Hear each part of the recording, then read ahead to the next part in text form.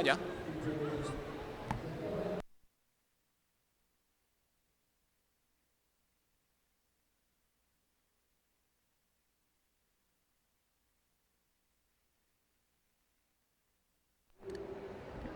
Buenas tardes para todos. Vamos a continuar con nuestro simposio de neumología. A continuación tendremos 3 conferencias muy interesantes en donde abordaremos la fibrosis pulmonar idiopática, el riesgo de la enfermedad pulmonar obstructiva crónica y asociada a la enfermedad cardiovascular. Entonces empezaremos con nuestra primera conferencia, fibrosis pulmonar idiopática, el dato que no esperar, a cargo del doctor Héctor Paul González Coló. Él es de Colombia, egresado de la Universidad El Bosque como médico cirujano, especializado en gerencia de auditoría en salud en la Universidad de Bogotá Jorge Tadeo Lozano. Posteriormente, especialista en medicina interna y neumología en el Hospital San Pedro en Logroño, España, y es magíster en hipertensión pulmonar, certificado por la especialidad de neumología ya para Colombia. Entonces, bienvenido, el doctor Héctor Paul. Muchas gracias, doctor.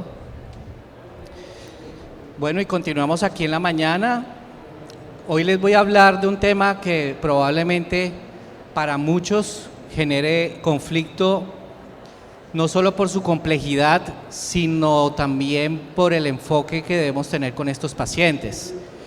Ustedes, como médicos internistas, son la puerta de entrada para el diagnóstico de los pacientes con enfermedad intersticial. Para que nosotros podamos hacer un adecuado enfoque de la patología, debemos conocer sus características y conocer los puntos clave que tenemos que tener para poder llegar a un correcto diagnóstico.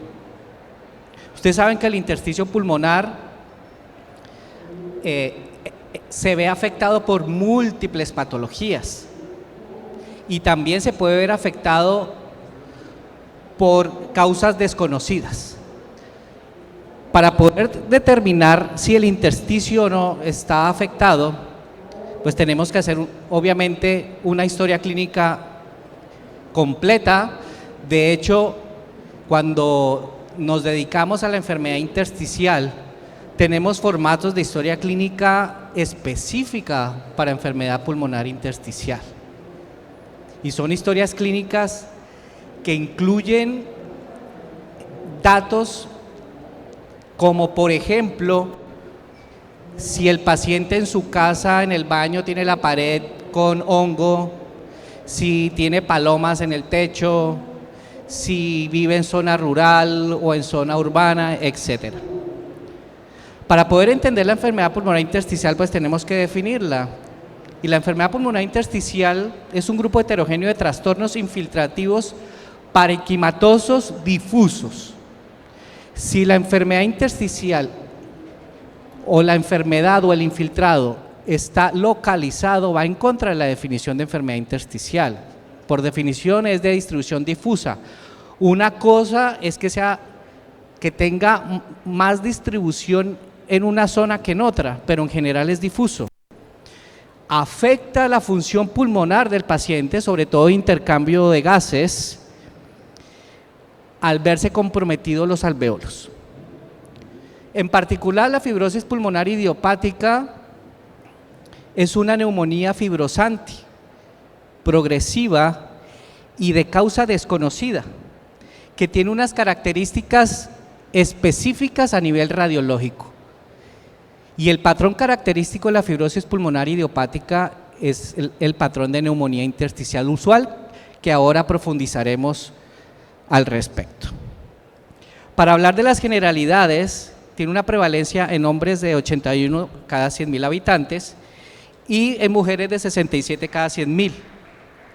El 35% de los casos es posible identificar un agente causal, es decir, que hay un 75% de casos, un mosquito o algo, no sé. El 35% de los casos es posible identificar un agente y generalmente se presenta por encima de los 60 años. Cuando empieza a manifestarse la enfermedad puede inclusive empezar a partir de los 20 o desde los 40 años. Y muchos de ellos, por encima del 60%, tienen como antecedente tabaquismo. Eso quiere decir que un factor de riesgo para desarrollar enfermedad pulmonar intersticial es el tabaco. Se han publicado múltiples guías para que tengamos acceso al enfoque diagnóstico y terapéutico de estos pacientes. Esta es la guía de la American Thoracic Society, donde te habla no solamente de la fibrosis pulmonar idiopática, sino también te incluye el concepto nuevo de fibrosis pulmonar progresiva en adultos. Sabemos que la fibrosis pulmonar progresiva empezó su boom o su fama cuando empezamos a ver esos pacientes con COVID que empezaban a progresar con esa alteración intersticial. A partir de ese momento empezaron, quedó enamorado de mí el mosquito este que no se me quita. ¿Qué hacemos? Bueno, ¿cómo hacemos el diagnóstico de estos pacientes? El enfoque es multivariable. Estos pacientes tienen características no solamente desde el punto de vista clínico, sino también funcional y características a nivel paraclínico. Por eso es importante que no solamente la historia clínica,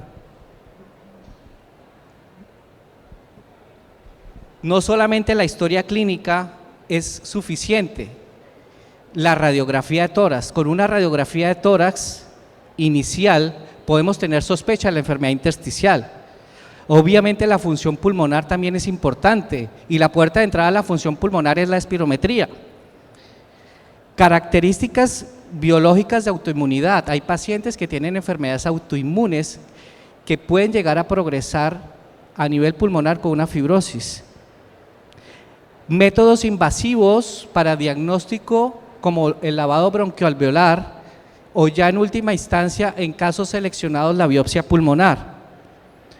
Con todas estas herramientas nosotros podemos llegar a un diagnóstico. ¿Y cuáles son las características clínicas que tenemos que tener en cuenta cuando nos llega ese paciente con enfermedad intersticial?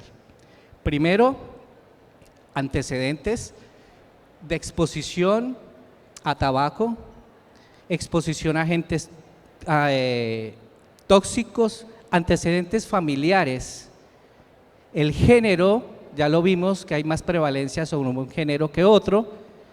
Medicamentos, hay medicamentos que se han demostrado asociados a enfermedad intersticial, muchos medicamentos, uno muy conocido por ustedes, la miodarona. Antecedentes laborales, exposición, por ejemplo, al asbesto, al amianto, etcétera. Cuando te llega a ti ese paciente con sospecha de enfermedad intersticial, su síntoma más importante va a ser la tos y la disnea, pero generalmente muchos de ellos llegan solo con tos crónica. La disnea dependerá del grado de compromiso que ya tenga de su función pulmonar, pero muchos de estos pacientes con tos crónica probablemente ya están desarrollando una enfermedad intersticial. La disnea es progresiva, la tos es seca, no productiva y pueden llegar a tener astenia y pérdida de peso. Ahora, cuando tú examinas a este paciente, puede que no encuentres ningún síntoma, no encuentres ningún signo, o ya encuentres el signo cardinal de la enfermedad intersticial, que son los crepitantes secos, tipo velcro.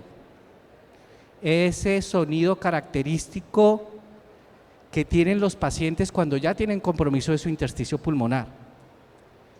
Generalmente son bivasales. Y si el paciente ya tiene una enfermedad intersticial avanzada, ya empieza a hacer compromiso de su vasculatura pulmonar, de su corazón derecho, puede llegar a ser hipertensión pulmonar.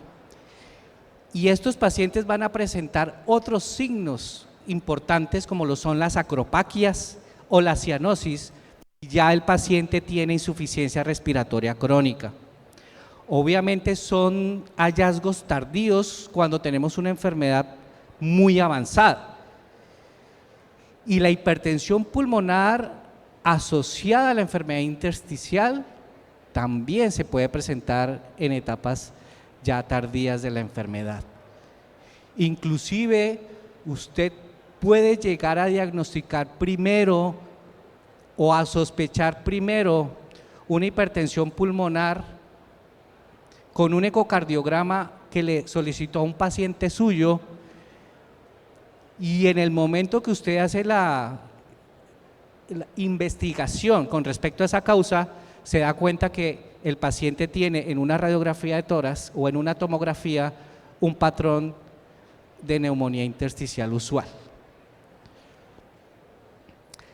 Dependiendo del tipo de la enfermedad intersticial, usted puede tener otras características clínicas, pero todas se basan en lo mismo: disnea y tos. Unas presentarán más que otras o adicionarán otros síntomas diferentes, pero la base es la disnea y la tos. Los crepitantes tipo velcro en las bases más las acropaquias. Examine siempre las manos de su paciente, porque no es solamente el hallazgo de la acropaquia por la alteración crónica, por la insuficiencia respiratoria crónica de este paciente o la hipertensión pulmonar, sino también hallazgos que puede encontrar usted de enfermedad de autoinmunidad. Siempre que tenga el paciente amplitud del ángulo al hacer el signo del Lovibond, ya es diagnóstico de acropaquias. Entonces es muy sencillo: le llega a usted ese paciente con disnea, tos crónica, hace el enfoque usted de paciente con tos crónica, hace el enfoque de paciente con disnea, hace la anamnesis completa, hace la exploración física y ya está sospechando. Ahora, cuando le solicitamos una prueba de imagen de este paciente, ¿qué vamos a encontrar? Una radiografía de tórax, que es de mucho más fácil acceso, puede ser la puerta de entrada para el diagnóstico. Obviamente no es el método de elección, porque el método de elección es la tomografía de tórax en alta resolución, pero a usted primero le puede llegar ese paciente con una radiografía de tórax. Y para poder comprender la radiografía de tórax, usted tiene que saber que el intersticio pulmonar tiene 3 espacios o está dividido en 3 zonas. La primera zona es el espacio intersticial axial o peribroncovascular. Ese es el tejido conectivo alrededor de las vías aéreas, arterias pulmonares y venas. El espacio, por decirlo así, más cercano a los cilios y al corazón, y es el que primero se compromete en procesos agudos, como por ejemplo un edema agudo de pulmón, o con la sarcoidosis, que ya se empieza a ver crecimiento de ganglios linfáticos, compromiso intersticial en esa zona. El espacio intersticial periférico comprende el intersticio centrilobulillar, los septos interlobulillares y el espacio subpleural. Ahí ustedes lo ven en la imagen, es la zona periférica.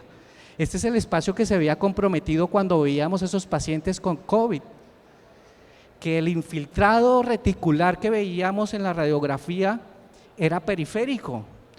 Estos espacios son los que se comprometían principalmente con esa alteración. Y el espacio intersticial más profundo es el espacio parenquimatoso vacinar, que se extiende desde la zona de los alvéolos y capilares hacia y paredes alveolares y esa zona perialveolar. Ese espacio, en el momento que se compromete, pues es un espacio que al estar tan profundo, probablemente la enfermedad ya tenga un compromiso más severo, y adicional a eso ya puede generar problemas más serios, sobre todo a nivel de intercambio gaseoso. porque ya interfiere en el proceso de intercambio de gases entre el alveolo y el vaso.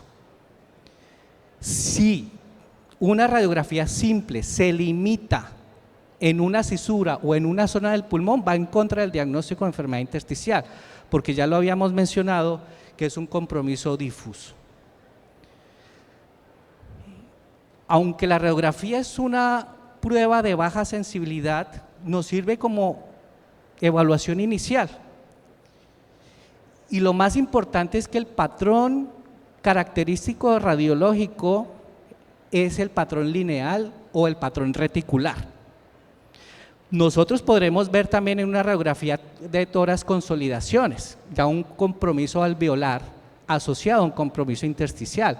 Pues recuerden que el compromiso alveolar es localizado.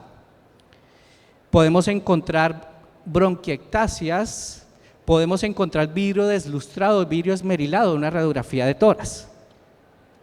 Pero el patrón característico es el lineal o reticular. Se llama reticular porque parece una red. Usted ve líneas entrecruzadas como si estuviera viendo una telaraña, una red. Esta es una radiografía característica y se ven líneas, opacidades curvilíneas, una red, grosor variable, puede ser fino, mediano, grueso. Y si es un patrón reticular grueso, pues ya el paciente probablemente tiene un panal de abejas.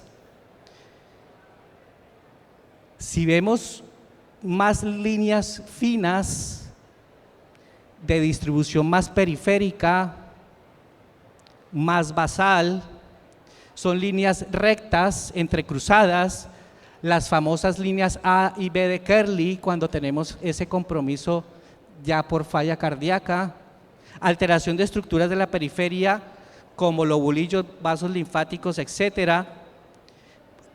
Este patrón responde bien al tratamiento cuando es un proceso agudo. Vimos mucho COVID con este patrón, muchísimo. Y cuando tenemos la mezcla entre un patrón reticular y un patrón nodular, porque el patrón nodular solo también lo podemos tener, y un ejemplo es la TBC miliar. El patrón reticulonodular básicamente es la composición de un patrón reticular con uno nodular. Es más visual y vamos a ver nódulos de diferente tamaño, generalmente pequeño, combinado con la red que ya mencionamos. Y si usted ya ve líneas gruesas o ese patrón reticular grueso, el paciente está ante una fibrosis pulmonar. Y en la tomografía de tórax pues es más evidente porque va a ver usted, como se ve en la imagen, esa famosa imagen en panal de abejas, que ya definitivamente el paciente tiene un severo compromiso a nivel pulmonar. Pero si usted se da cuenta a nivel de la radiografía, ya se empieza a notar ese aumento de densidad significativo en las bases con ese patrón reticular que hace que se pierda la densidad del pulmón. La guía que les mencioné, la American Thoracic Society, le muestra a usted o le guía para que tenga en cuenta las características de la tomografía de tórax con respecto a los patrones. Tenemos un patrón de neumonía intersticial usual, un patrón de neumonía intersticial no específica o un patrón indeterminado para neumonía intersticial. Dependiendo de las características que tenga ese patrón, pues lo vamos a clasificar. Probablemente sea confuso si usted no tiene la experiencia o si tenemos el problema frecuente que desafortunadamente los radiólogos, cuando le solicitamos una tomografía de tórax, muchas veces describe reticulaciones difusas de predominio periférico y bivasal compatible con enfermedad pulmonar intersticial. Ahí no le ha dicho absolutamente nada el radiólogo. Usted lo que necesita es que el radiólogo le defina qué tipo de patrón tiene el paciente, porque así es como usted va a orientar el diagnóstico de esa enfermedad intersticial. Usted necesita que el radiólogo le diga, es un patrón de neumonía intersticial usual, es un patrón de neumonía intersticial no específica, es un patrón de neumonitis por hipersensibilidad. Eso es lo que necesitamos y puede hacerlo porque tiene todas las herramientas para hacer el diagnóstico del patrón. Ahora bien, ¿qué tenemos que hacer nosotros? No solamente las características de la tomografía, sino y si además tenemos un patrón histológico que nos ayude, pues obviamente podemos hacer un mejor enfoque, pero la biopsia y la histopatología no va a estar asequible para todos los pacientes. Y si hablamos de criobiopsia a través de broncoscopia, si hablamos de biopsia abierta, son pacientes muy seleccionados. Entonces el diagnóstico lo hacemos es con tomografía y características clínicas del paciente. Ahora, ¿qué es lo que vamos a encontrar en la tomografía? ¿Qué es lo que usted tiene que saber cuando tenga un paciente con intersticio? Puede encontrar miles de cosas, pero la clave para el diagnóstico de la enfermedad intersticial son las bronquiectasias por tracción. Es alteración estructural del bronquio por la tracción que ejerce el tejido fibrótico, que puede ser a través de bronquios grandes o a través de bronquios más distales, como las bronquiolectasias. El panal de abejas, donde hay un compromiso subpleural, con quistes subpleurales y ya esas zonas donde se ven perfectamente ese panal de abejas, pero que no se ven todos porque depende del patrón. El patrón de neumonía intersticial usual característicamente cuando ya está en fase en la fibrosis, ya el paciente tiene panal de abejas. Muchos de estos pacientes pueden llegar a tener enfisema paraseptal. Un ejemplo claro, por ejemplo, en la neumonitis por hipersensibilidad, que muchos de ellos pueden llegar a tener bulas, sobre todo apicales. Y eso no significa que el paciente tenga además asociado un enfisema, simplemente son características radiológicas que pueden aparecer en estos pacientes. Agrandamiento de espacios, el espacio aéreo con fibrosis y los quistes. Aquí tenemos ejemplos de una neumonitis por hipersensibilidad, característica más importante, vidrio esmerilado, zonas quísticas, zonas de enfisema, espacio subpleural respetado, pacientes con neumonía intersticial usual, compromiso subpleural, quistes subpleurales, reticulaciones periféricas, basales, bronquiectasias o bronquielectasias por tracción. Neumonía intersticial no específica, hay respeto por el espacio subpleural, no vamos a encontrar quistes subpleurales, podemos encontrar reticulaciones, bronquiectasias y vidrio esmerilado. Las bronquiectasias por tracción, ahí ustedes las ven en el ejemplo, características de la enfermedad intersticial. Las vamos a ver y tienen que estar en la neumonía intersticial usual, deben aparecer porque es un signo clave para determinar este tipo de patrón y se las tiene que reportar el radiólogo. Y el panal de abejas, que obviamente el panal de abejas ya nos dice con seguridad que este paciente tiene ya una enfermedad fibrótica y que ya es la progresión ya tardía de un patrón que ya venía desarrollando.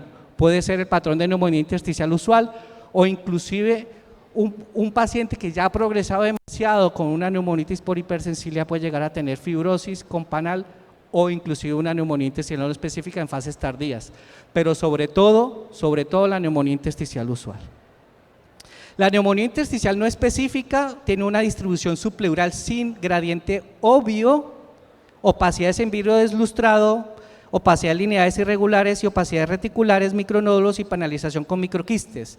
Se respeta el espacio subpleural, pero se ve vidrio esmerilado a diferencia del patrón de neumonía intersticial usual, donde no hay patrón en vidrio esmerilado y sí hay compromiso subpleural.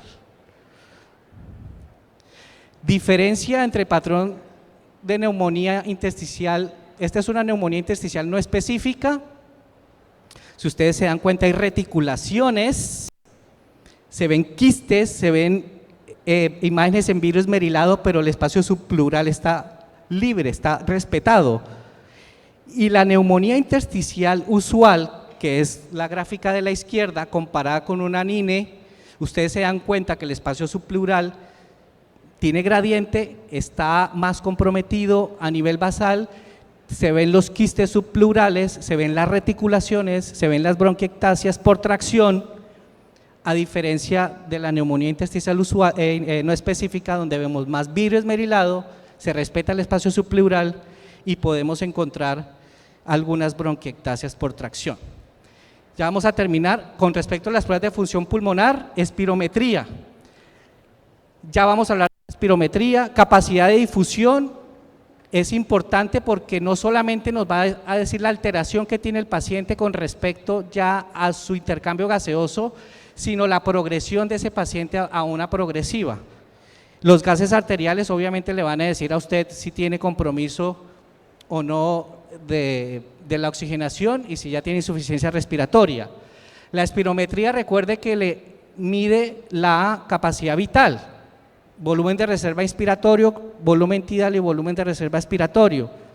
Esta es una espirometría normal, relación B1 sobre capacidad vital forzada por encima del límite inferior de la normalidad, considerado normal. Capacidad vital forzada en litros por encima del límite inferior de la normalidad es normal. Y el B1 por encima del límite inferior de la normalidad es normal. Paciente que tiene un B1 sobre capacidad vital forzada del 69%, usted me dice, ¿eso es obstructivo? No, está por encima del límite inferior de la normalidad, es normal. Una alteración obstructiva, la relación está por debajo del límite inferior de la normalidad y aparte de todo el B1 también está por debajo del límite inferior de la normalidad. Y la gravedad ahora se mide teniendo en cuenta el Z-score y dependiendo del valor del Z-score usted lo clasifica en leve, moderado o grave.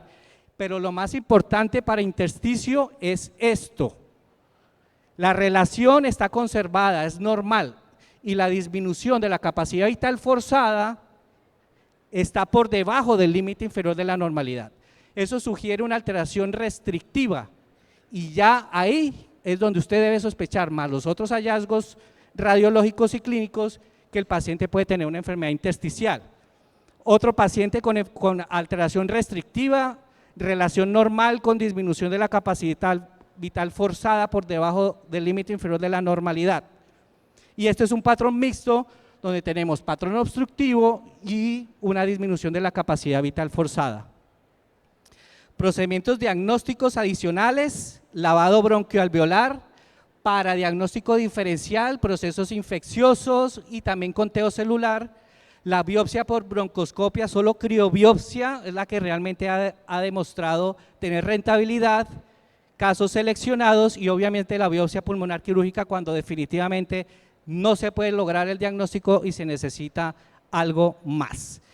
Y ya para finalizar en un minuto que me queda, el tratamiento.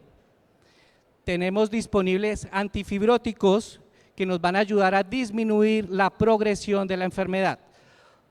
Para fibrosis pulmonar idiopática tenemos dos medicamentos, nintedanib y pirfenidona. Para fibrosis pulmonar progresiva, únicamente nintedanib es la que ha demostrado realmente resultados. Los antifibróticos, básicamente la indicación: fibrosis pulmonar idiopática, enfermedades fibrosantes con progresión de la enfermedad, como ya lo habíamos mencionado. Y ya para finalizar, lo que hace es que es un inhibidor de la tirosina quinasa frente al receptor del factor de crecimiento híbrido de plaquetas. Básicamente lo que hace es disminuir la progresión fibroblástica a nivel del intersticio, disminuye la progresión de la caída del B1 y obviamente mejora la percepción del paciente a sus síntomas. Muchas gracias.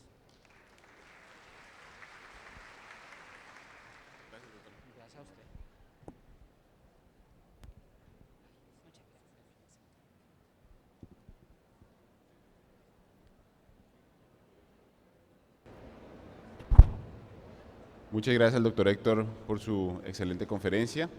A continuación, seguimos con el riesgo de la enfermedad pulmonar obstructiva crónica y el rol del internista. A cargo de dos conferencistas, estamos con la doctora Olga Milena García, Ella es médico internista, neumóloga y epidemióloga de la Universidad Javeriana, jefe sección neumología Fundación Santa Fe. Y el doctor Diego Pérez, él es médico egresado de la Universidad Central del Valle, UCEBA, internista de la Universidad Libre de Cali, fellow de neumología de la Pontificia Universidad Javeriana de Bogotá y docente de UCEBA. Bienvenidos.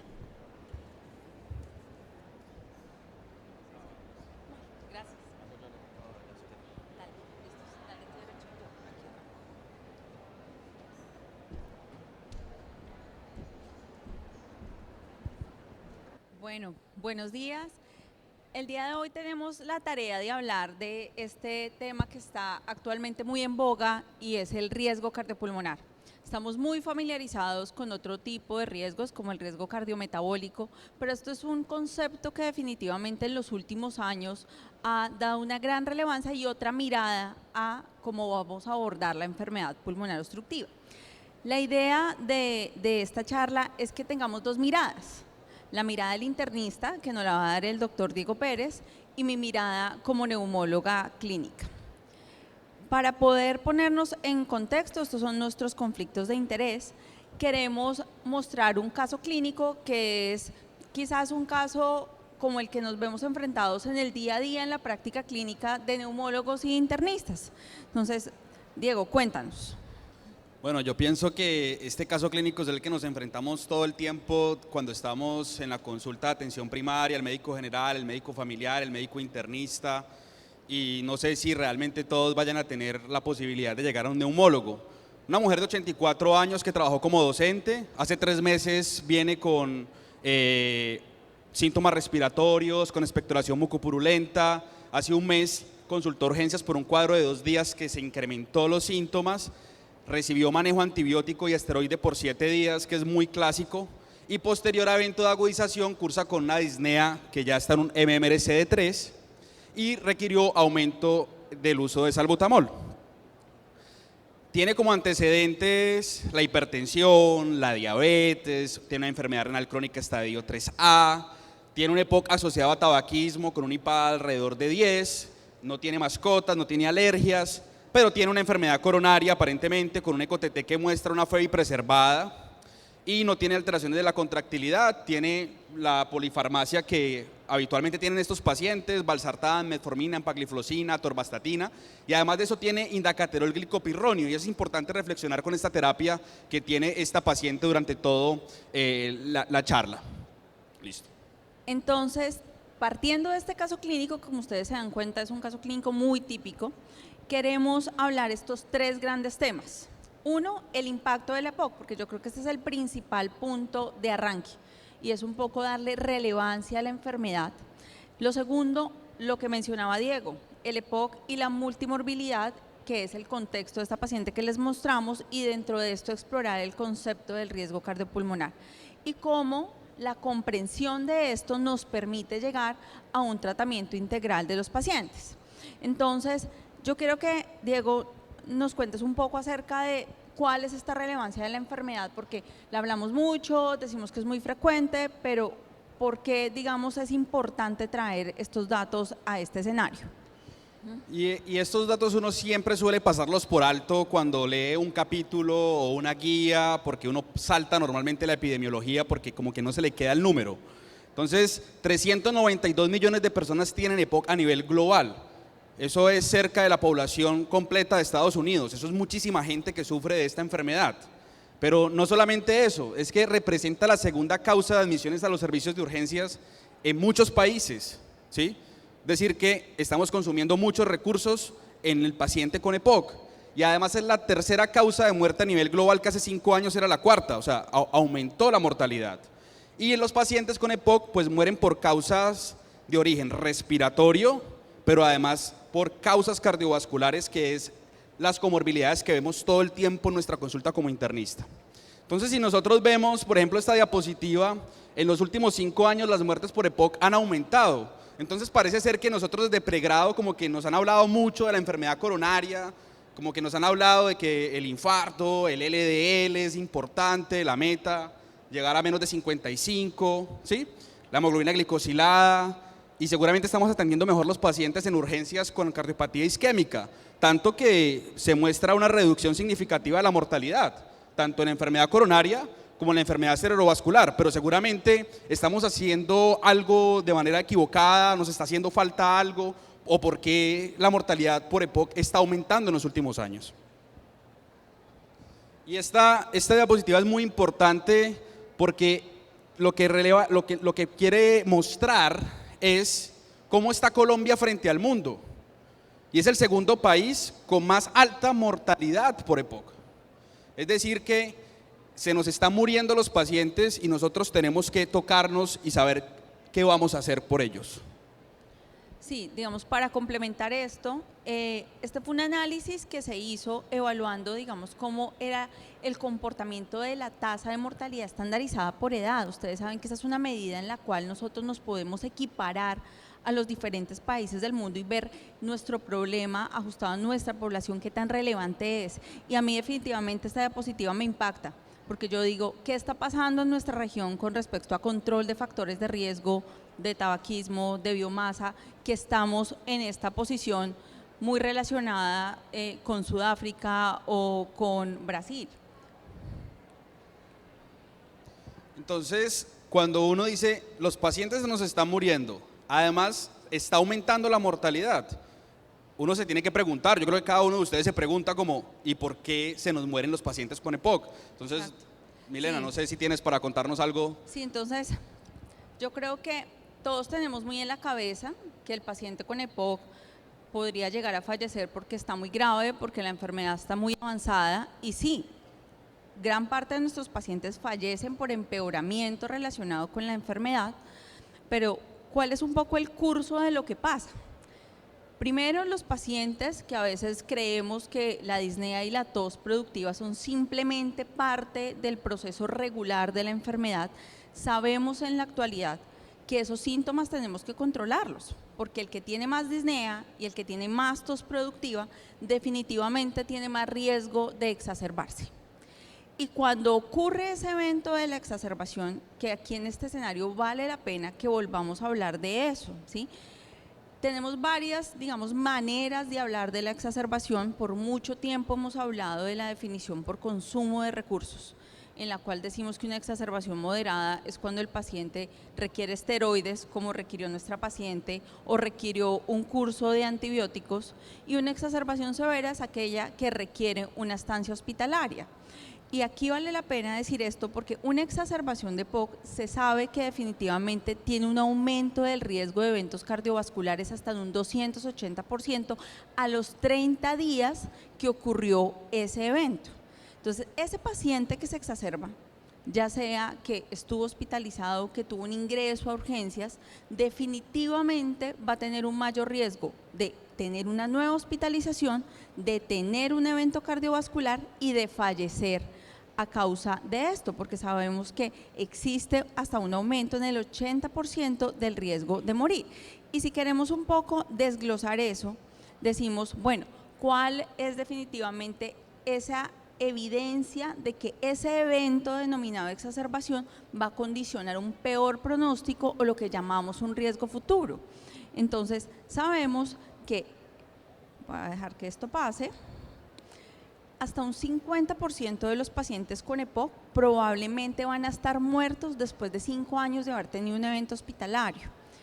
Y cuando miramos, digamos, cuál es la tasa de una nueva exacerbación grave o muerte relacionada con las exacerbaciones, y hacemos un seguimiento como muestra este flujo a 6 años, definitivamente la hospitalización aumenta el riesgo de exacerbaciones y de morir. Entonces, aquí hago un alto para dar relevancia a ese evento. Muchas veces cuando ingresan nuestros pacientes, un accidente cerebrovascular, un infarto agudo del miocardio, activamos todas, digamos, el arsenal terapéutico que tenemos porque sabemos del riesgo de morir, pero desestimamos un poco lo que pasa cuando tenemos el paciente acostado con una exacerbación de EPOC, y esto definitivamente visualiza ese riesgo. Y yo les he hablado mucho de la hospitalización, pero aquí quiero emplear esta diapositiva para hablarles también de esa exacerbación como la de nuestro paciente. esa que es simplemente que se tomó un ciclo de antibióticos o que recibió un ciclo de corticoides, esa que denominamos la exacerbación moderada. Si ustedes se dan cuenta en estas gráficas donde tenemos distribución de colores con seguimiento en tiempo, lo que vemos es que la proporción de muertes definitivamente se incrementa de manera sustancial a partir de 2 exacerbaciones moderadas. Y si queremos estimar esto en números, el riesgo de muerte se incrementa hasta en un 80% con 2 exacerbaciones moderadas. O sea, ese paciente que llega a mi consulta dando esa mirada de neumóloga y me dice, sí, no, en enero me tomé unos corticoides, una prednisona que me mandaron y en marzo me sentí mal y me mandaron antibiótico, ese paciente ha tenido 2 exacerbaciones moderadas y su riesgo de morir está alrededor del 80%. Y el riesgo de terminar hospitalizado después de esa exacerbación moderada, o sea, de ese ciclo de corticoides, es más o menos de un 21%. Esta parte, digamos, también se ha evaluado, o sea, este concepto de definitivamente estas son enfermedades muy relacionadas, la parte respiratoria y la parte pulmonar. Y este es un estudio de la situación de multimorbilidad en Colombia, en la cual se agruparon por clústeres cuáles eran las comorbilidades más frecuentemente asociadas y cuál es la probabilidad de encontrarlos. Y aquí en este clúster 6 ustedes se dan cuenta que los diagnósticos de CIE-10 relacionados con EPOC están altamente relacionados con hipertensión. Entonces, habiendo hablado un poco de esto, Diego, yo quiero esa mirada de internista, ¿sí? Estos son datos, ¿sí? Pero definitivamente uno cómo empieza a pensar en esta multimorbilidad del paciente con EPOC. Primero me hace acordar la doctora Milena, como cuando yo hacía turnos en el servicio de urgencias o hacía consulta en mi consultorio, porque nosotros siempre nos acordamos de ese paciente con EPOC, que uno dice, volvió don Pedro otra vez por todo, el salbutamol, el bromuro de ipratropio, o hágalo otra vez la nebulización, y pasamos por alto como esa exacerbación que requiere solamente un ciclo o ajuste de la terapia broncodilatadora. Y yo creo que eso genera muchísimo impacto porque la inercia terapéutica pues es algo que tenemos que empezar a finalizar. Y esto es algo muy importante porque la enfermedad cardiovascular en los pacientes con EPOC es marcada, ¿sí? Si ustedes ven la prevalencia de la arteriopatía coronaria es del 40% en nuestros pacientes con EPOC, ¿sí? La hipertensión arterial es el 46%, ¿sí?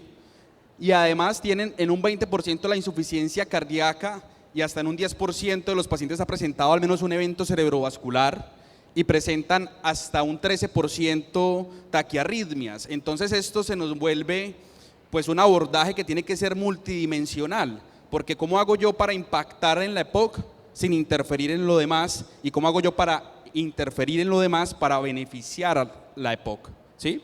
Entonces, ¿sí, seguimos?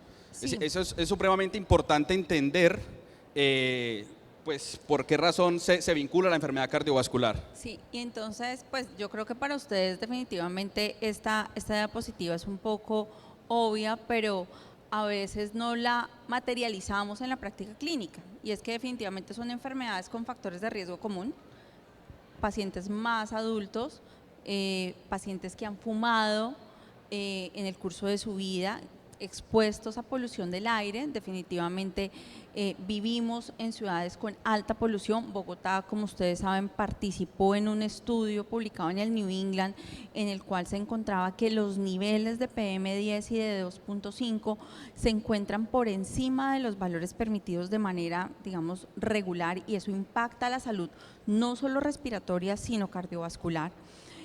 Adicionalmente a estos factores de riesgo comunes, pues tenemos comorbilidades comunes, la hipertensión, la dislipidemia, la diabetes mellitus, y eso a su vez, que aquí yo creo que ese es como el gran punto de la confluencia de todo esto que estamos hablando, Diego y yo, es la inflamación, ¿sí?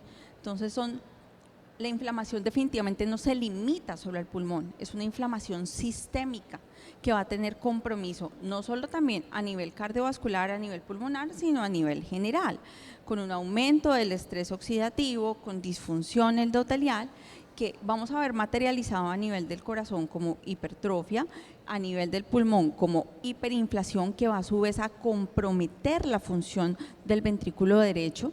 ¿Y esto en qué se va a ver materializado? En eventos cardiovasculares más frecuentes, mayor riesgo de muerte, de infarto, de angina, de ACV. Y entonces llegamos a este punto en el que yo digo, ok, como decía Diego, muy factiblemente la mayoría de nuestros pacientes, y esta paciente que les presentamos a ustedes no va a llegar al neumólogo, va a ser el internista, el médico familiar el que se enfrente a este paciente multimórbido. Entonces yo quiero preguntarle a Diego, ¿cómo sería el abordaje? O sea, ¿cómo podemos empezar a pensar en la consulta diaria, en esa multimorbilidad, en ese abordaje? Cuando yo veo esta imagen, pues la empiezo a construir como la relación que tiene el pulmón y el corazón. Es decir, que ya hay un eje cardiopulmonar. Y yo sé que todos hemos pasado por esa revisión de riesgo cardiovascular, todos nos hemos familiarizado con el continuum del riesgo cardiovascular, dónde surge el síndrome metabólico, cómo hay ese síndrome cardiorrenometabólico, y entonces empieza uno a ver que se comparten muchas características en los pacientes con enfermedad pulmonar obstructiva y enfermedad cardiovascular. Entonces vemos que los pacientes pueden tener arritmias, ¿sí? Tienen compromiso endotelial. El paciente con EPOC está inflamado, tiene PCR alta, interleuquina 6, 8 elevada, que genera disfunción endotelial. Además de eso está sedentario porque la disnea no le permite hacer actividad física y está inflamado. Además, como está inflamado, tiene hiperinsuflación, y la hiperinsuflación le disminuye la capacidad inspiratoria y empieza a disminuir su movilidad y se vuelve un estado procoagulante con trombocitosis, disfunción plaquetaria, y empieza a tener riesgo de hacer trombosis. Y tiene predisposiciones, como lo decía la doctora Milena, los factores de riesgo y genéticos. Entonces siento que hay que empezar a hacer de la EPOC un determinante más de la enfermedad cardiovascular, o la enfermedad cardiovascular un determinante más del paciente con EPOC. Sí, entonces nosotros cuando teníamos esta discusión decíamos, mire, quisiéramos de pronto poder condensar todo esto que hemos mencionado previamente. Podríamos hablar de estos 3 mecanismos comunes a estas patologías y que nos permiten no solamente entender, sino plantear cuáles son los manejos que vamos a empezar a dar a nuestros pacientes. Uno es esa inflamación, que definitivamente la inflamación pulmonar no se queda ahí, sino que genera una inflamación sistémica, y eso a su vez genera aterotrombosis de corazón y vasos. El proceso de hiperinsuflación, que va a comprimir el corazón y dificultar los procesos de bombeo de sangre y de oxigenación, y esto a su vez va a tener consecuencias generando hipoxemia con vasoconstricción hipóxica, que a su vez va a tener impacto y va a generar hipertensión pulmonar, que a su vez puede condicionar aún más, sumado a la hiperinsuflación, insuficiencia cardíaca derecha. Aquí, digamos que ya teniendo este marco fisiopatológico, queremos un poco, sin desestimar ninguna de las 2 patologías, hacer un comparativo del impacto. Y esta diapositiva me encanta, póngale cuidado a esta diapositiva, ¿sí? Porque yo sé que todos hemos corrido con un síndrome coronario con elevación del ST, todos, es una puñalada, ¿sí? Y al paciente con EPOC lo mandamos a nebulizar, pues, a la sección de micronebulizaciones con atroven, muchas veces, ¿cierto? Y yo quiero empezar a comparar, porque yo sé cómo pensamos nosotros en el servicio de urgencias y con nuestros pacientes, es que el paciente con EPOC, solamente por tener EPOC, tiene 2.5 veces más riesgo de hacer enfermedad coronaria, ¿sí? Enfermedad coronaria. Entonces, si usted, devuélvala, ahí ya. Si usted tiene mal control de los factores de riesgo de la EPOC, si tiene mal control de las comorbilidades, no tiene un tratamiento adecuado en una o en otra, pues lo que va a terminar es, en una enfermedad coronaria, en generar un evento coronario agudo, como un infarto. Y en la EPOC, en una exacerbación severa. Y si usted tiene una exacerbación, hay obstrucción al flujo, como lo explicaba la doctora Milena, y puede aumentar el riesgo de infarto agudo del miocardio. Pero entonces, ¿qué pasa con el paciente cuando se me exacerba? EPOC. Al año, el 23% ha muerto. Ay, ¿cuánto se me ha muerto de infarto? El 8% si no es ET. Y el 8% sí es ST y el 19% no es ST. Ah, se muere más el paciente después de una exacerbación de POC que un infarto. Y ni hablar a los 7 años, el 70% de los pacientes está muerto después de una exacerbación grave. Mientras que al infarto, como le corremos y le hacemos muchas cosas, solamente el 39%, la mitad. Entonces yo creo que esto es un mensaje para reflexionar de que la EPOC y después de una exacerbación es importante tenerla en cuenta. Y lo vemos en la siguiente diapositiva, ¿por qué? Porque en este estudio, que es una cohorte canadiense de seguimiento desde 1990 como hasta el 2007, ¿sí? Vieron los pacientes y los siguieron. A ver qué pasaba después de una exacerbación, ¿sí? Y mire que a los 4 años el 50% había muerto. O sea que hay que pensar que cuando vemos a un paciente después de una exacerbación, es probable que a los 5 años, si no hacemos y gestionamos el riesgo, ese paciente fallezca, ¿sí? Y vemos que el riesgo de muerte relacionado a la EPOC se aumenta en un 17% después de una exacerbación moderada, y el riesgo de muerte solamente asociada a un evento cardiovascular es del 23%. ¿Sí? Entonces se mueren los pacientes después de una exacerbación por patología respiratoria, pero también por enfermedad cardiovascular. Entonces, como yo les comentaba en la agenda, después de hablar un poco del impacto, que le hemos dado mucha relevancia, de mencionar este concepto del riesgo cardiopulmonar, nos queremos preguntar un poco el qué hacer, cómo podemos reducir ese riesgo relacionado a la enfermedad, a las exacerbaciones, y pues digamos que a grandes maneras podemos decir que súper importante reducir el riesgo de exacerbarse, pero también el riesgo de hacer una reducción del riesgo cardiovascular con la terapia inhalada que tengamos disponible.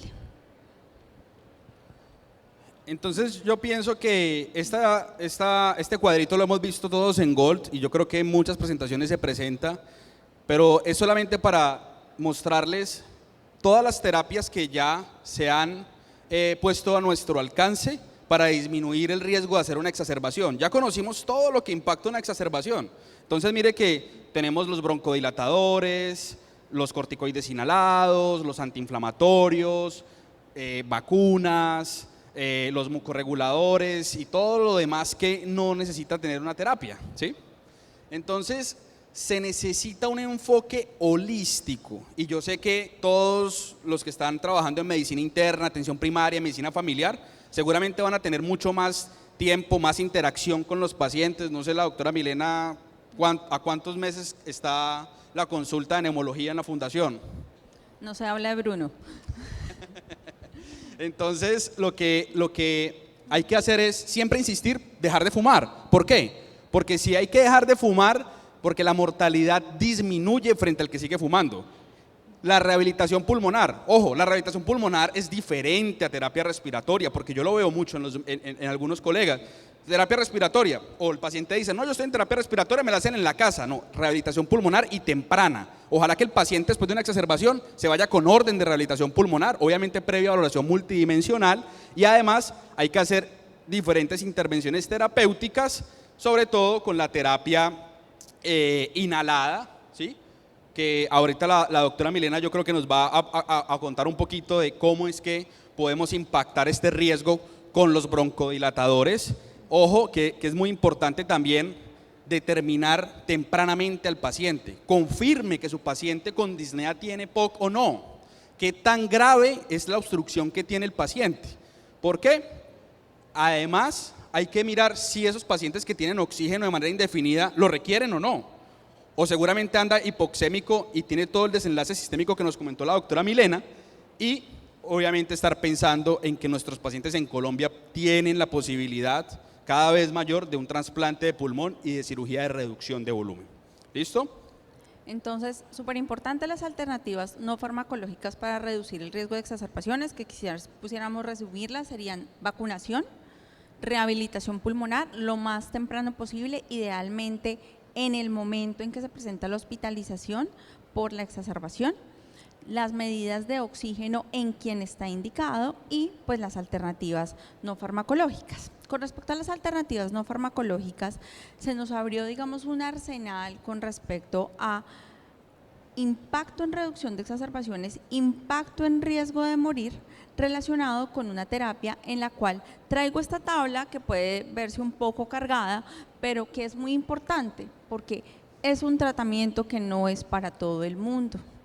En los estudios pivotales nos mostraron que el impacto y el beneficio de estas terapias estaban determinados a esta población de pacientes. Como ustedes se dan cuenta, son pacientes con compromiso importante de su función pulmonar, que tenían un evento marcador de riesgo, que era la presencia de una exacerbación moderada o haber cursado con dos exacerbaciones moderadas o una exacerbación severa, y un rasgo de inflamación T2 alta que se podía evaluar por medio de la presencia de eosinofilia.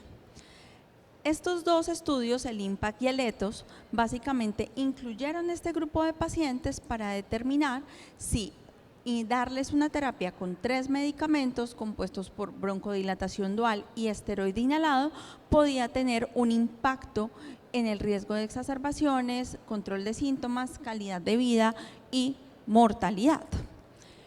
Este es un metaanálisis que les quería traer, que hace parte de la evaluación de la guía de práctica clínica que mañana vamos a presentar, en la cual se combinaron estos estudios junto con otros estudios en los cuales existía evidencia de la triple terapia, digamos, administrada de forma abierta, y como ustedes se dan cuenta tenemos un impacto importante en reducción de exacerbaciones, pero una cosa muy relevante que no existía en neumología, y es que, como hemos hablado, en cardiología había mucha evidencia de medicamentos que nos reducen el riesgo de morir, pero eso no existía en neumología, en EPOC puntualmente. El único medicamento que reducía el riesgo de morir en EPOC era el oxígeno, no teníamos ningún otro.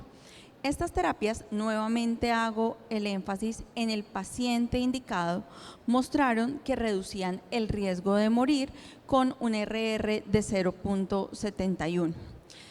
Y aquí quisimos traer esta diapositiva con Diego, que nos gustó mucho porque este fue un estudio en el cual se quiso ver esto no con medidas relativas, con el riesgo relativo, sino hablando de reducción absoluta del riesgo y número necesario a tratar, y comparativamente mirar cuál era el impacto de las terapias inhaladas con respecto a otras acciones que hacemos normalmente. Entonces, si ustedes se dan cuenta, por ejemplo, el número necesario a tratar con metformina versus cambios nutricionales para tener un impacto en todas las causas de mortalidad es de 141, con una reducción absoluta del riesgo de 0.71.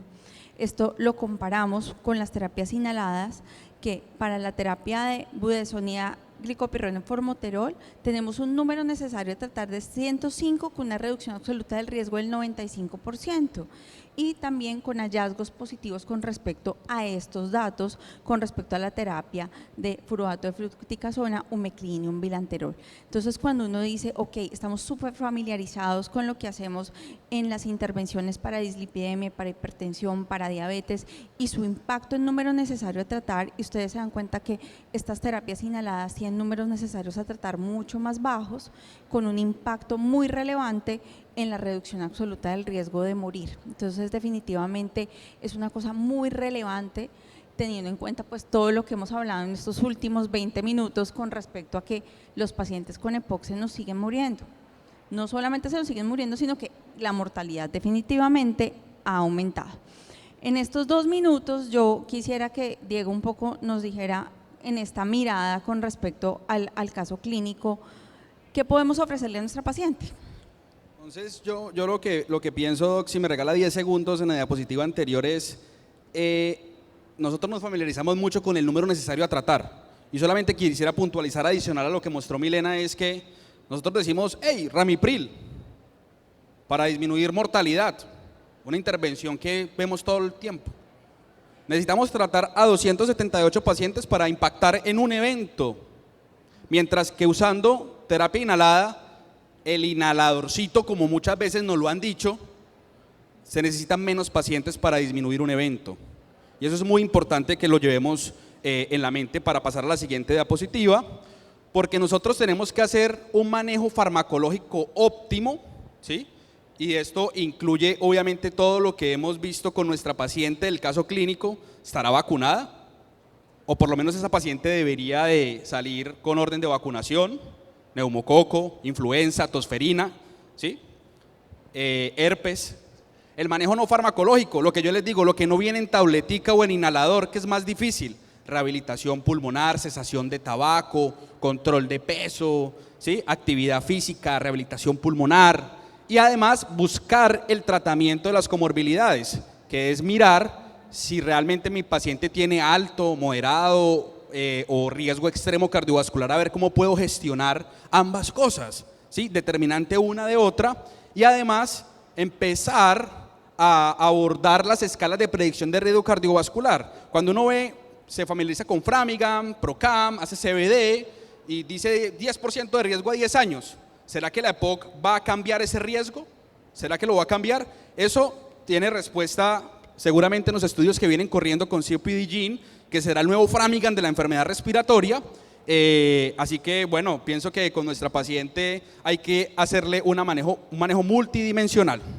De acuerdo, y ya para terminar, definitivamente los mensajes que queríamos dejar con este conversatorio es: piensen en la EPOC como una enfermedad tan relevante como la enfermedad cardiovascular, o aún más con respecto a su impacto en mortalidad, teniendo en cuenta que no tenemos intervenciones de impacto temprano como puede ser una angioplastia.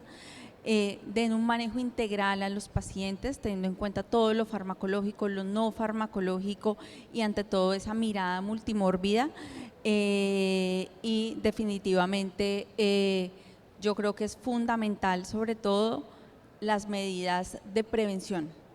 Nos falta mucho en cesación de tabaquismo, nos falta mucho en control de biomasa y ahora nos está faltando también en control de polución. Muchísimas gracias. Gracias.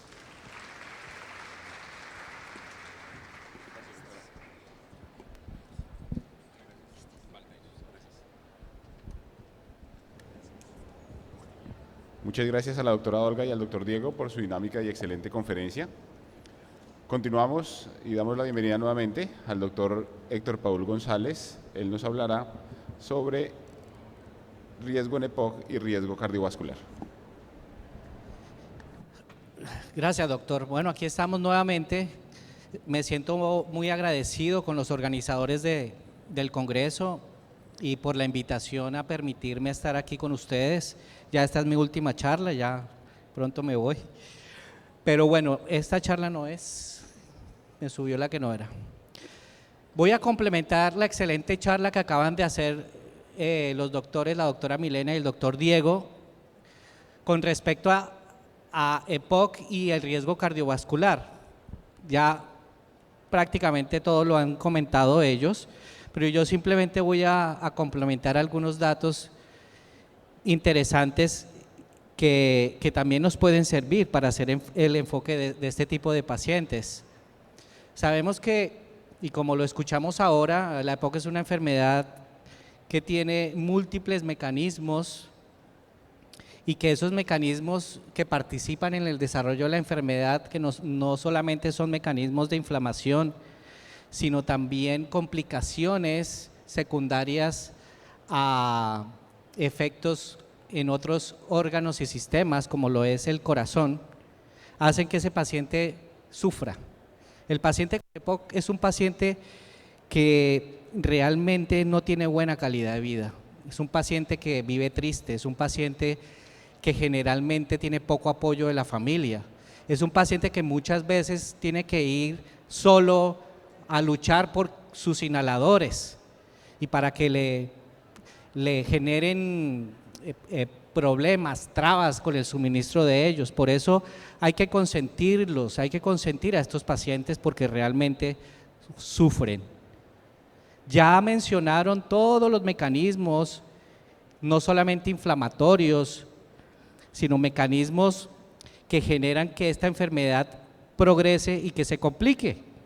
Hablaron de las exacerbaciones, hablaron de los marcadores, de las interleuquinas que participan en ese proceso inflamatorio. El doctor Diego explicó eso muy bien, y también del efecto a nivel de la vasculatura.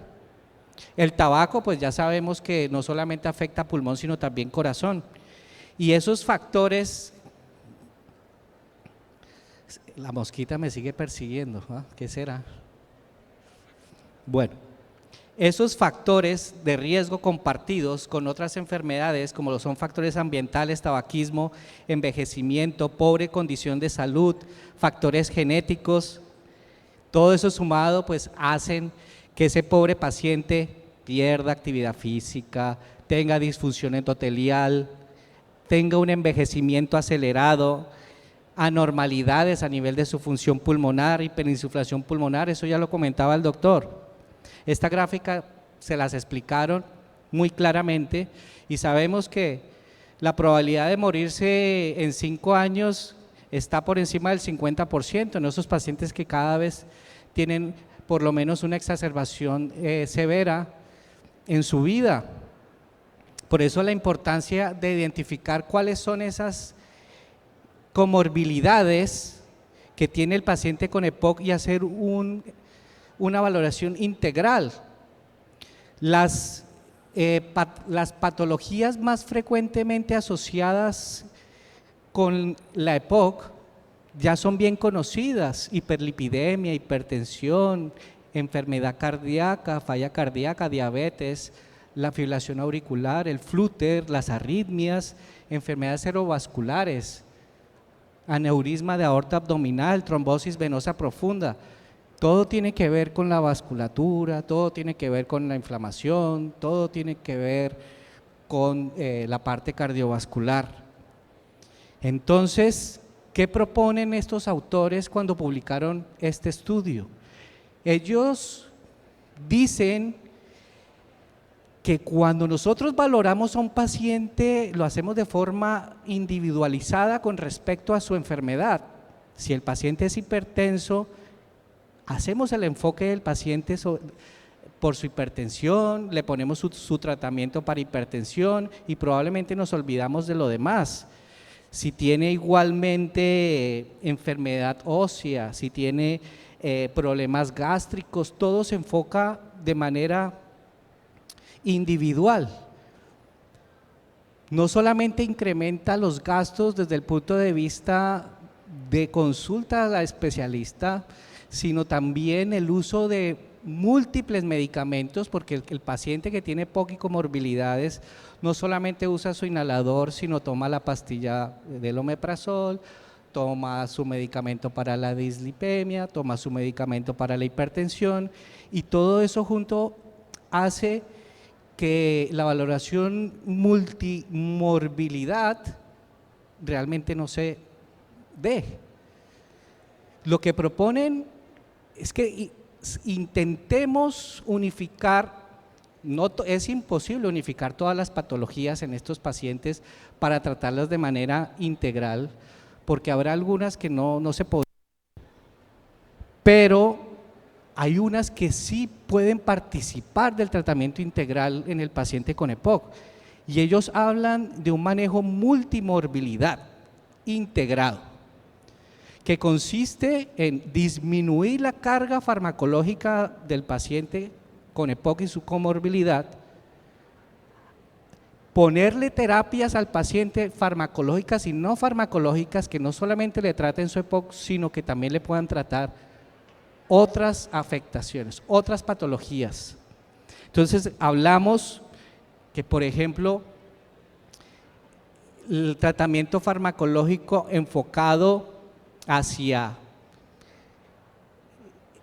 los medicamentos que él usa, por ejemplo, para su hipertensión, que no solamente le va a ayudar para disminuir carga a nivel vascular y cardíaca, sino el ejercicio para fortalecimiento no solo de huesos y músculos, que también le va a ayudar para mejorar su osteoporosis, le va a ayudar a mejorar su capacidad física, le va a ayudar a disminuir la astenia, el envejecimiento, etcétera, el manejo nutricional, el manejo psicológico, etcétera, etcétera.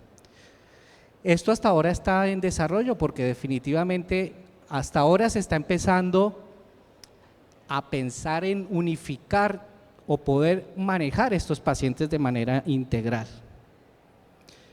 Después de que el paciente tiene efectivamente una exacerbación, ya se mencionó que tienen probabilidad de tener más efecto más complicaciones cardiovasculares. Se dobla el riesgo de infarto en los primeros 5 días tras una exacerbación de POC. Se aumenta por encima del 40% el riesgo de accidente cerebrovascular en los primeros 10 días después de una exacerbación de POC, si el paciente obviamente tiene factores de riesgo. Entonces, si nosotros observamos un riesgo significativamente mayor de infarto, de miocardio y enfermedad cerebrovascular en las semanas posteriores a una exacerbación de POC, ¿por qué nosotros no le estamos dando importancia a ese paciente, como decía el doctor Diego, cuando le llega a urgencias y usted simplemente le dice, coja este Atroven, este bromuro de ipratropio y hágase un esquema de crisis y listo? Realmente nosotros no estamos impactando en el futuro de ese paciente. Y esto lo demuestra este estudio donde evaluaron pacientes con exacerbación aguda de POC y la probabilidad que tenían en días de tener un evento cardíaco o un evento cerebrovascular. Y se dieron cuenta que los primeros días son fundamentales precisamente para evitar estos eventos. Un paciente que tiene una exacerbación moderada de POC, en los primeros 5 días tiene más riesgo de presentar infarto. Un paciente con una hospitalización durante los primeros 5 a 10 días tiene más probabilidad de tener un evento cerebrovascular, eso con una exacerbación moderada. Pero el paciente que tiene una hospitalización por una exacerbación tiene mayor probabilidad de tener estos eventos comparado con una exacerbación moderada. Entonces, definitivamente, si usted tiene un paciente que le llega a urgencias o tiene en su consulta un paciente que ha tenido una o dos exacerbaciones moderadas o inclusive una exacerbación severa de su EPOC, hágale esa valoración integral y haga todo lo posible para que disminuya el riesgo de exacerbaciones. Ahora usted me pregunta a mí, pero ¿cómo hago yo para disminuir el riesgo de exacerbaciones en los pacientes con exacerbaciones moderadas a graves? Bueno, pues aquí está el impacto de la terapia inhalada para la disminución de las exacerbaciones. Este estudio, que es el SUMMIT, que hizo fue evaluar la respuesta o el riesgo de eventos en pacientes exacerbadores con EPOC y los pusieron en 3 líneas de tratamiento. Una de ellas era furulato fluticasona bilanterol, la otra era solo furulato fluticasona y la otra bilanterol. Eso lo hicieron a través de 156 semanas y básicamente la conclusión es que no había diferencia significativa con respecto a la disminución de mortalidad. Pero sí se dieron cuenta que los pacientes que tenían la combinación de furulato fluticasona más bilanterol tenían una disminución del riesgo de exacerbación comparado con placebo. 12%, desafortunadamente no fue significativamente relevante, pero da pie a que estudios posteriores investiguen más a profundidad pacientes con EPOC con exacerbaciones moderadas a graves, y de hecho ya hay varios estudios en progreso donde están evaluando el riesgo de mortalidad asociado a enfermedad cardiovascular en pacientes con este tipo de exacerbaciones. También se han dedicado a estudiar marcadores biológicos para definir quiénes tienen más riesgo de morirse dependiendo de marcadores biológicos en estos pacientes con riesgo cardiovascular. Y estudiaron pacientes con niveles de troponina I de alta densidad. ¿Qué hicieron ellos? Les hicieron espirometrías, midieron el BSU1, midieron niveles de troponina I de alta densidad en pacientes que habían tenido exacerbaciones en EPOC y se dieron cuenta que ciertos pacientes, ahora les muestro resultados, dependiendo de sus niveles de troponina y de su función pulmonar, van a tener mayor riesgo de morirse. ¿Cuáles son los pacientes? Pacientes que tienen niveles de troponina y mayores a 6 nanogramos litro y con función pulmonar disminuida con un BSU1 por debajo del 50%, prácticamente se van a morir más rápidamente que los pacientes que tienen troponina con valores normales y función pulmonar por encima del 50% en el BSU1. Pues sí, es lógico, tiene troponina alta, probablemente se vaya a infartar más rápidamente que el otro, pero ellos simplemente están demostrando que los pacientes que tienen enfermedad cardiovascular y función pulmonar deprimida probablemente se vayan a morir más rápido si tienen una exacerbación. Este cuadrito ustedes lo conocen, y si no lo conocen, pues los invito para que se lo aprendan. Usted con este cuadro, si lo sabe, va a poder hacer el enfoque terapéutico de cualquier paciente que tenga EPOC. Lo primero que tiene que hacer es la espirometría, usted ya lo sabe. La espirometría debe tener la relación BSU1 sobre capacital forzada menor al 0,7, menor al 70%. Eso dice la definición de GOL. Después de que usted evalúa la limitación al flujo aéreo, que eso lo ve viendo el BSU1 post-broncodilatación, si es GOL 1, 2, 3 o 4, ya va a evaluar síntomas y exacerbaciones. Ya usted sabe que su paciente tiene EPOC. Ahora le va a poner el nombre. La limitación al flujo aéreo va a ser 1, 2, 3 o 4. Ahora tiene que ponerle el apellido.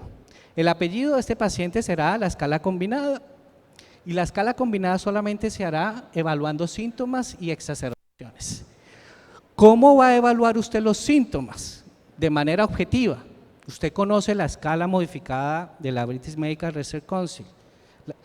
Usted hace la escala y con 3 preguntas sencillitas usted puede saber si el paciente tiene una disnea grado 0, grado 1, grado 2, grado 3 o grado 4. Sí, el cuestionario CAT también es bueno, pero ¿usted ha hecho alguna vez un cuestionario CAT?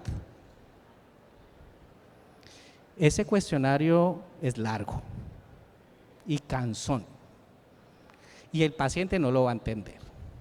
Generalmente lo utilizamos para procesos de investigación o porque te lo exige la EPS. Muchos de ustedes probablemente en el software de su historia clínica dice tiene que hacerle el CAT, o probablemente ya viene con el CAT porque se lo hizo otro profesional de salud. Con el MRC usted ya puede clasificar al paciente en los síntomas y decir si este paciente es poco sintomático o si es sintomático. Si tiene un MRC de 0 o de 1, pues es un paciente que es poco sintomático, y si tiene 2, 3 o 4, es un paciente que es sintomático. Ahora, las exacerbaciones. Ya estamos hablando de exacerbaciones moderadas o graves. Exacerbaciones moderadas, pues más de 2 exacerbaciones moderadas en el último año, o por lo menos una hospitalización, ya hablamos de exacerbación grave. Si el paciente tiene estas características, ya es un paciente que ya se clasifica como E, y ya usted le pondrá la letra A o B dependiendo si es sintomático o no, dependerá del MRC. Entonces ya usted va a tener su paciente EPOC GOL 1A o 2B o 3E, ya eso dependerá. ¿Y para qué sirve esto? Pues para que le enfoque el tratamiento. Entonces GOL le dice a usted, si el paciente queda clasificado como A, pues usted le da un broncodilatador, si es B le da un LABA más LAMA, si es E ya puede o continuar con terapia doble o le adiciona un corticoide inhalado dependiendo si el paciente tiene fenotipo eosinofílico, y listo. Si tiene eosinófilos mayor de 300. Ojo con los eosinófilos, usted pone atención a los eosinófilos en el paciente con EPOC. ¿Se lo pide? Fácil, un hemograma, valor absoluto de eosinófilos. Si el paciente tiene 300 o más, pues ya es un fenotipo, es un paciente que probablemente sea más exacerbador, probablemente mejore mucho más al tratamiento con corticoides inhalados, eso está demostrado. Y ya pues nos comentaban los estudios que hay publicados con respecto a la terapia triple y la evidencia que hay para la disminución de exacerbaciones moderadas a severas. El diseño de los estudios, ya la doctora Milena había explicado sobre el estudio ETHOS y el estudio IMPACT. Estos dos estudios evalúan terapia triple versus terapia dual y la idea es la disminución de exacerbaciones moderadas a severas. Entonces, ¿cuáles fueron las características basales de estos pacientes? Pues básicamente pacientes con exacerbaciones en el último año, por lo menos una moderada severa o por lo menos 2 exacerbaciones moderadas con una severa o más de una severa. Aquí están los datos con respecto al RR y a la tasa de exacerbaciones de estos dos estudios, que ya la doctora lo explicó, y la gráfica que prácticamente explica el efecto de la terapia en mortalidad y en exacerbaciones. Si yo comparo la terapia triple inhalada versus la terapia doble, pues vamos a ver resultados interesantes. Y estos resultados interesantes los voy a explicar mejor con estas gráficas. ¿Cuál era el endpoint primario del estudio IMPACT? Para evaluar la disminución de la tasa de exacerbaciones moderadas a severas en pacientes con EPOC. Fueron 3 líneas de tratamiento: terapia triple versus terapia broncodilatada dual y terapia triple versus terapia de LABA más corticoide inhalado. ¿Qué se dieron cuenta? Que la terapia triple versus la terapia de LABA más corticoide inhalado era superior a un 15% con respecto a la disminución de exacerbaciones moderadas a severas en los pacientes con EPOC. Y si combinamos un paciente con terapia triple versus un paciente con LABA más LAMA, o sea, paciente sin corticoide inhalado, se dieron cuenta que la superioridad de la terapia triple está por encima de un 25% en la disminución de exacerbaciones moderadas a severas. Pero ¿qué pasa entonces con respecto a la reducción de muerte por enfermedad cardiovascular? ¿Realmente estos pacientes sí disminuyen mortalidad con la terapia triple? Ya habíamos visto un resultado con respecto al estudio de los pacientes que recibieron terapia triple y terapia doble versus placebo, y básicamente lo que demostraron fue disminución en la tasa de exacerbaciones, pero no disminución en la mortalidad. Si evaluamos la reducción relativa del riesgo, pues obviamente la terapia triple es superior con respecto a la terapia doble y superior con respecto a la combinación de corticoide inhalado y terapia y LABA. Entonces, ¿qué debemos hacer? La terapia triple está indicada en pacientes exacerbadores, pacientes que tienen exacerbaciones moderadas a severas, y lo más importante, que tengan eosinofilia, si tienen eosinófilos por encima de 300, y básicamente lo que vemos en las gráficas es la superioridad de esa terapia triple con respecto a las otras terapias. Y si vemos el comportamiento de los eosinófilos, ¿quiénes responden mejor? Si tenemos un paciente con eosinofilia, con conteo de eosinófilos mayor a 150, pues es muy parecida la respuesta del tratamiento en la disminución de exacerbaciones con cualquiera de las 3 terapias. Pero un paciente que tiene eosinófilos por encima de 150, vemos claramente que la terapia triple es superior a la terapia con LABA más corticoide inhalado y muy superior a la terapia con broncodilatación dual. Entonces, ¿los eosinófilos son importantes o no son importantes? Son importantes. Entonces, siempre téngalos en cuenta. Y esta gráfica, pues básicamente es lo mismo, explicado con respecto al conteo de eosinófilos y en el tiempo.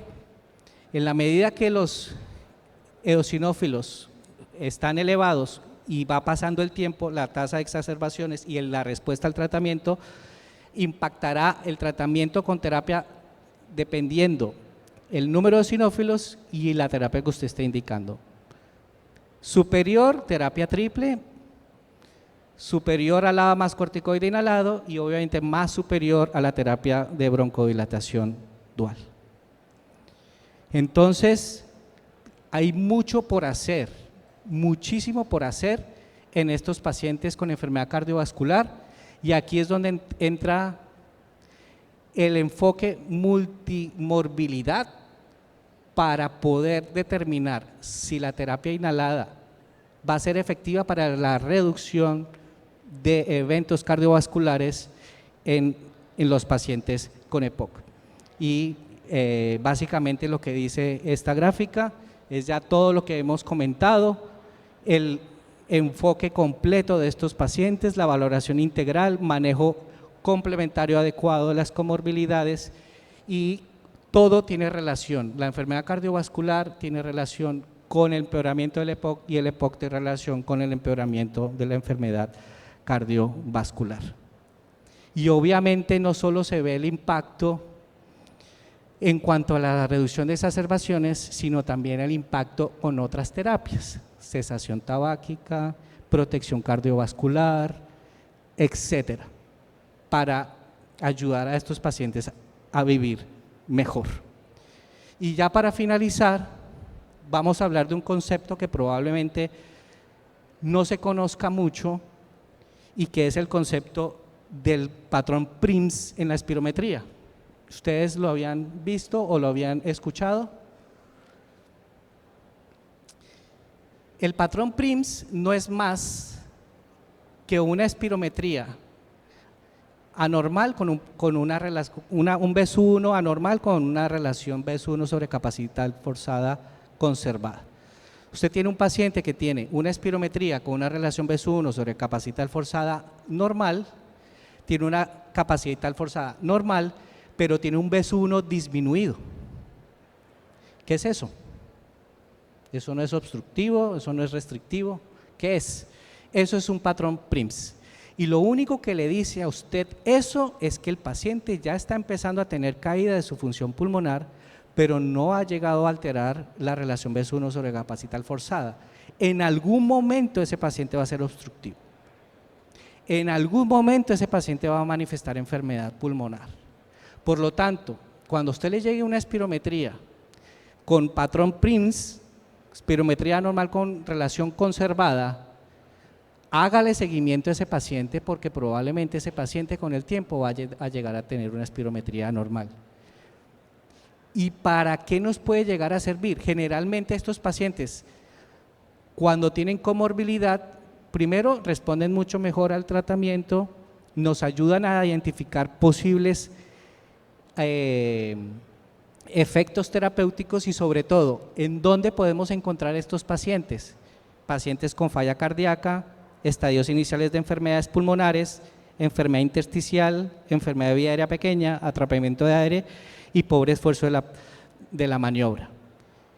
Ya para terminar, este estudio básicamente lo que hizo fue evaluar todos esos pacientes que tenían un patrón PRINCE en la espirometría y hacerles un seguimiento para ver los desenlaces cardiovasculares. Y obviamente, pues los pacientes que tienen espirometría normal versus los que tienen patrón PRINCE, pues los pacientes que tienen patrón PRINCE tienen mayor riesgo de tener evento cardiovascular, pero tienen menos riesgo que los pacientes que ya tienen una alteración espirométrica establecida.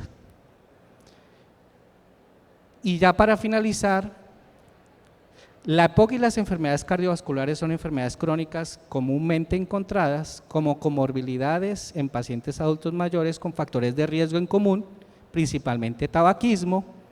Son la causa más importante de morbilidad y mortalidad en pacientes adultos mayores, siendo la primera causa de mortalidad por enfermedad no transmisible, y es necesario corregir factores de riesgo e identificar las variables que ponen a nuestros pacientes en riesgo de mortalidad para corregir los desenlaces.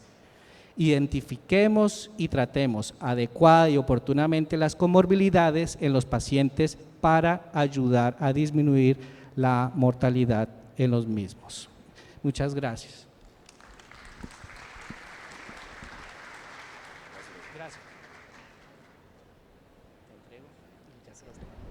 Muchas gracias al doctor Héctor por su conferencia. Invitamos a nuestros 3 conferencistas a una sesión de preguntas. Tenemos espacio para algunas preguntas. El doctor Héctor Paul, la doctora Olga y el doctor Diego.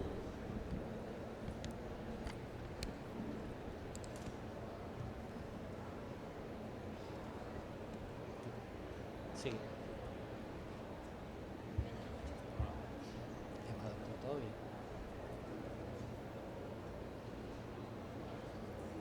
¿Sumamos? Sí, sigan.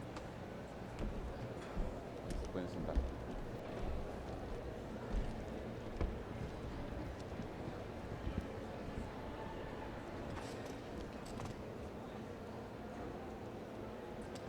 ¿Alguien tiene preguntas en el auditorio? Allá.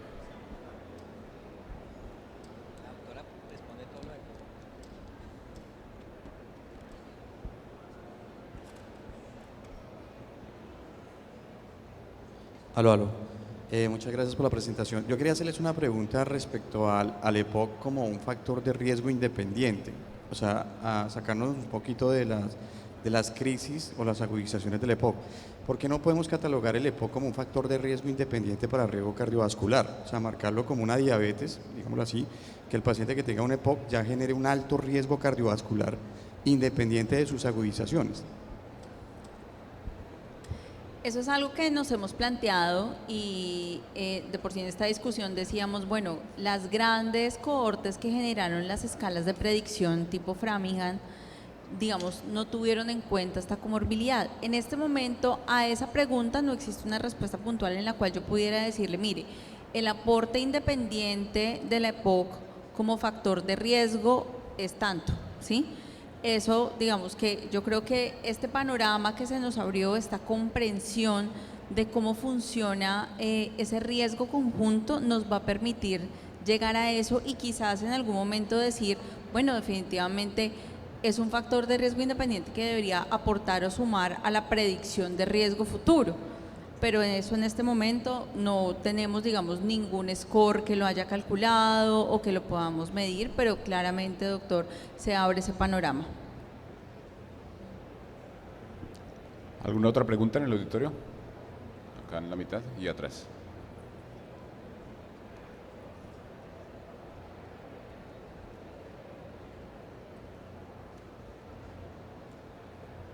Gracias.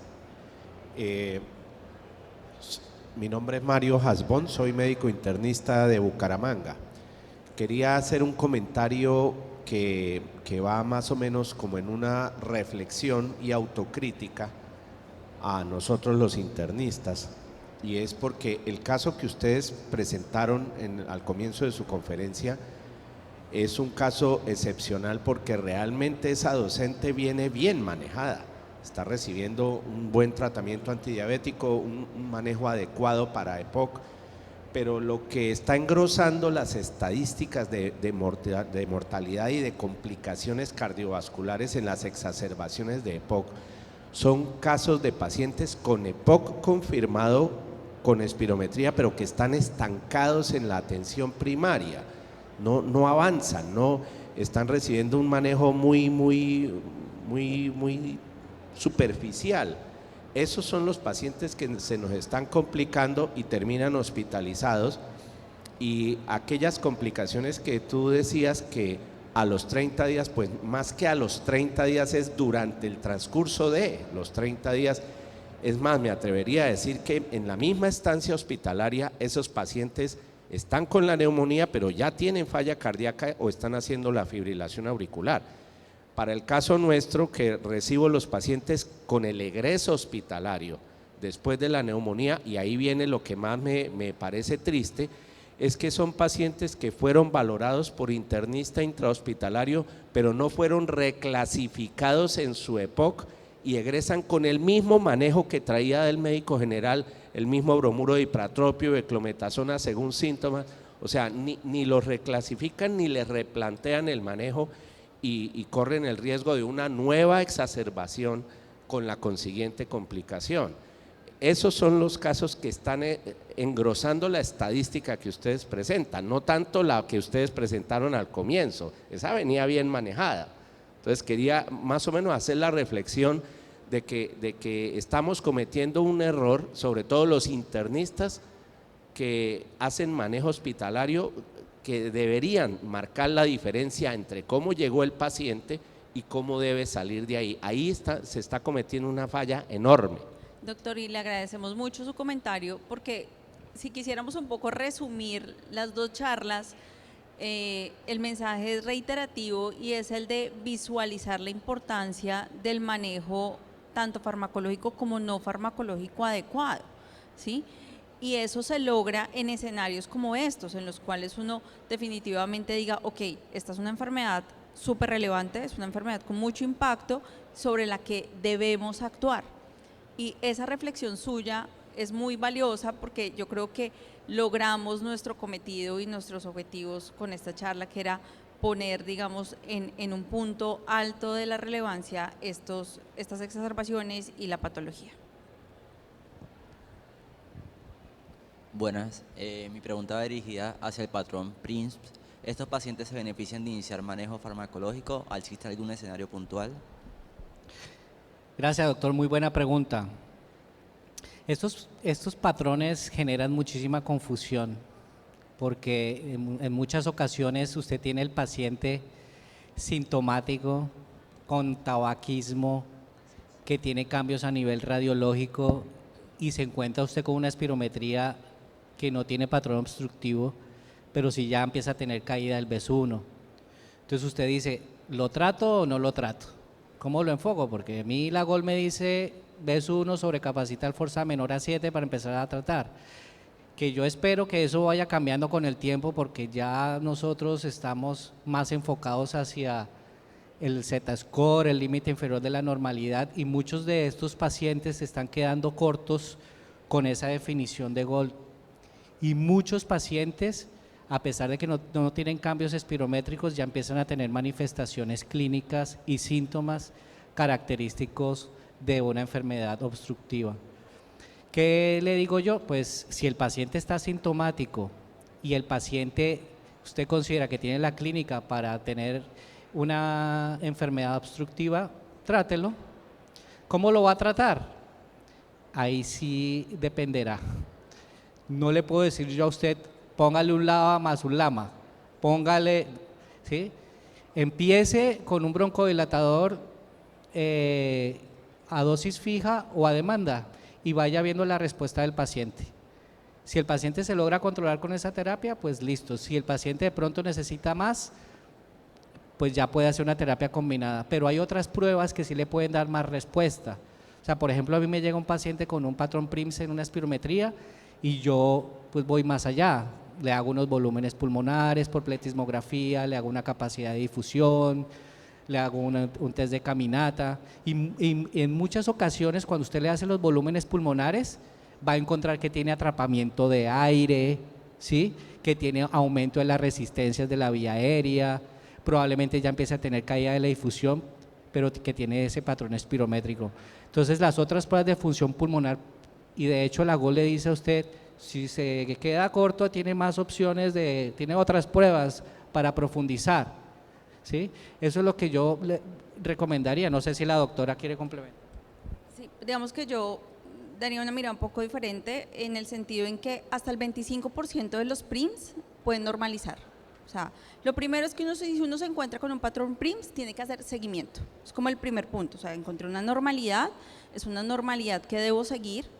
Las cohortes de seguimiento que tenemos bastantes a nivel global, y recientemente estábamos mirando, tenemos una cohorte que salió de países de bajos y medianos ingresos. Lo primero que le dicen a uno es, mire, esto es prevalente. ¿Por qué se dio relevancia a este patrón? Porque, doctor, se dio cuenta que los pacientes que tenían este patrón de PRINCE tenían un mayor riesgo de morirse, un mayor riesgo aún que el del GOL1. Entonces eso puso ese concepto como en nuestra, digamos, tablero. Pero, como le decía, hasta un 25% puede normalizar. Otro porcentaje importante puede en el tiempo desarrollar un trastorno obstructivo, y otro puede hacer un trastorno restrictivo. Entonces lo primero que uno tiene que tener en la cabeza es, este paciente yo lo debo seguir. Si hay factores de riesgo, debo controlar los factores de riesgo y un poco ver para dónde coge ese patrón de PRINCE. Porque si usted lo trata de entrada como un trastorno obstructivo y resulta que ese paciente iba a normalizar, que es lo que pasa en un alto número, o iba a volverse un restrictivo, pues la terapia va a ser inadecuada. Y otra cosa importante, aparte del control de factores de riesgo que hay que hacer, es lo que mencionó el doctor, que son las causas relacionadas. Uno puede encontrar patrones de PRINCE relacionados con falla cardíaca. Entonces, un poco ver si tiene alguna de las causas relacionadas, hacer seguimiento y control de factores de riesgo. Yo creo que esa es la primera mirada. Y ya con la evolución en el tiempo y si hay cambios sintomáticos, pues tomar decisiones clínicas. Una última anotación para precisar la pregunta del doctor. Esa pregunta se la quisieron responder recientemente la doctora Melina Han y el estudio fue negativo, tratarlo no impacta, por eso hay que hacer ese enfoque multidimensional, buscar las causas. Segundo, es que recientemente se publicó un estudio en mayo donde se vio toda la cohorte del COPD-GYN durante 15 años de cohorte de seguimiento de pacientes con EPOC y casualmente esos pacientes con PRINCE hacen más eventos cardiovasculares, ¿sí? Hacen más eventos cardiovasculares que incluso los pacientes con EPOC leve, porque está clarísimo en moderado y grave, pero los leve no tienen tanta enfermedad cardiovascular como lo tiene PRISM y yo creo que está la respuesta en lo que han dicho los profes acá. Muchas gracias. Tenemos espacio para la última pregunta. Buenas tardes. Primero, muchas gracias por sus intervenciones. Tengo dos preguntas. Una, con respecto a tratamientos o terapias diversas, aparecía el ítem de vitamina D. Con respecto a la vitamina D, ¿qué nivel de evidencia o en qué pacientes debemos indicarle permanentemente la vitamina D? Y segundo, hablábamos de la importancia de la terapia de rehabilitación pulmonar temprana en los pacientes, pero hay instituciones o ciudades que no tenemos estos centros, no es accesible rápidamente para los pacientes. ¿Qué le podemos ofrecer a nuestros pacientes mientras ellos hacen sus trámites, terapia en casa, o cómo los enfocamos para que ellos puedan hacer una correcta recuperación? Gracias. Bueno, en relación a la vitamina D, pedirle vitamina D a todos los pacientes es una práctica que se ha vuelto realmente difícil de controlar. Nosotros pedimos vitamina D en pacientes que presentan una exacerbación de EPOC porque si tiene deficiencia la corregimos porque disminuye el riesgo de volver a hacer exacerbaciones. ¿Hasta cuándo la corrijo? Hasta que la normalice. Y con respecto a la rehabilitación, doctora, esa limitación que usted menciona es una cosa que nosotros tenemos muy clara. Nuevamente hago la cuña de la guía de EPOC. En la guía de EPOC, en las limitaciones para implementación, quedó descrito eso, que en muchos lugares hay problemas de acceso y la propuesta que hacemos como país es la telerehabilitación. No se pueden dar medidas intermedias como un plan de ejercicio domiciliario o estas instrucciones para que usted haga en su casa. ¿Por qué? Porque hace unos años salió un estudio en el cual se demostraba que las personas que hacen rehabilitación pulmonar o intervenciones similares a la rehabilitación pulmonar no supervisada después de una hospitalización se mueren más. Entonces yo sé que la rehabilitación pulmonar temprana me reduce el riesgo de morir si es supervisada. No tiene que ser presencial, solo supervisada. Por eso la propuesta país es que crezcamos en telerehabilitación. Muchas gracias. Muchas gracias a los conferencistas y a ustedes por su asistencia. Vamos a un receso de 15 minutos y continuaremos con el simposio Toma de Decisiones Oportunas en el Paciente con EPOC. Gracias.